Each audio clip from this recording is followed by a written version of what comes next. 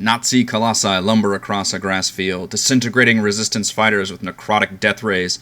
Hulking monstrosities race towards Soviet battle lines as they smash and destroy Russian tanks with their inhuman strength. Swarms of demons ravage the French countryside as Axis demon callers chant ancient and occult rituals to summon vile evils from hell.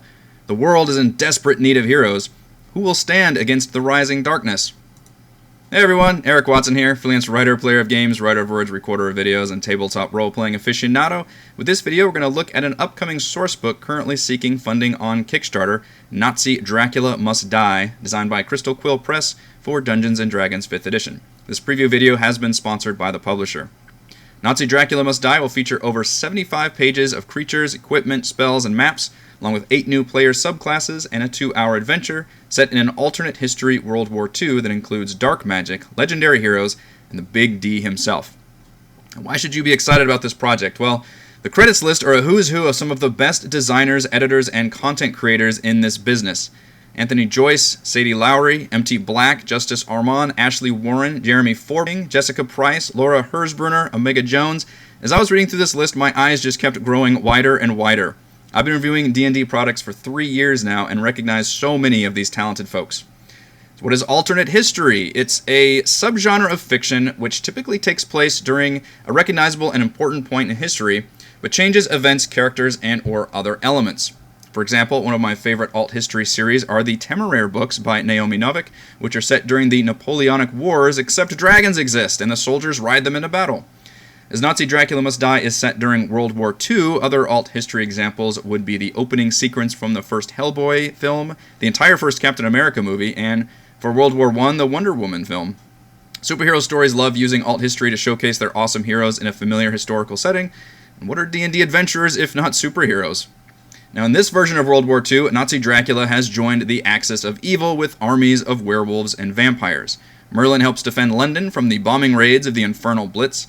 France is being attacked by hell demons pouring out of a portal, and Baba Yaga defends the Soviet Union from an undead invasion.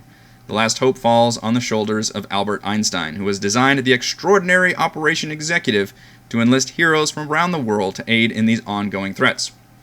As a sourcebook, Nazi Dracula Must Die will include everything you need to run your own alt history World War II D&D adventure in multiple theaters of war, including adventure hooks, locations, factions, and new equipment like firearms. The included adventure is designed for 5th level characters as they take the fight directly to Nazi Dracula in his castle stronghold in Transylvania. This 9-page preview is available for free on the Kickstarter page and gives you a taste of the design quality, including the fantastic comic book art style. I particularly love these redacted file folders that include information on current events around the world. In the preview, we get the biggest look at Chapter 1, which includes 2 of the 8 new player options, the Paladin Oath of Liberty and the Warlock Pan Patron. This is still Earth, so everyone is a human, but as soldiers, they gain proficiency with handguns and simple weapons. Backgrounds are similar to those in the player's handbook, including criminal, entertainer, merchant, and soldier.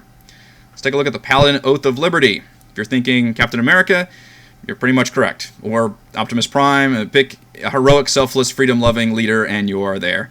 The Oath of Liberty gains some defensive spells like Sanctuary, Warding Bond, and Death Ward. Gains an empowered turn undead/fiend/monstrosity with the Warcry channel divinity, and can grant damage resistance to nearby allies. For Warlocks, the new Pan Patron is a trickster god of nature, granting some druid spells, along with invisibility, protective forest spirit, and Pan's signature Pipes of Charming. One thing I love is that for each of these subclasses we're given a sample NPC. These characters add depth to the world as well as an adventure hook. The Oath of Liberty Paladin, for example, is Major Edwin Rivera, an immigrant from Puerto Rico who wields the legendary artifacts of George Washington's sword and Lady Liberty's shield while searching for a cure for his mysterious benefactor. Catherine Kit Malone is an Australian artist turned magician turned Nazi fighter as she seeks to recover the legendary Flute of Pan from deep within Axis territory.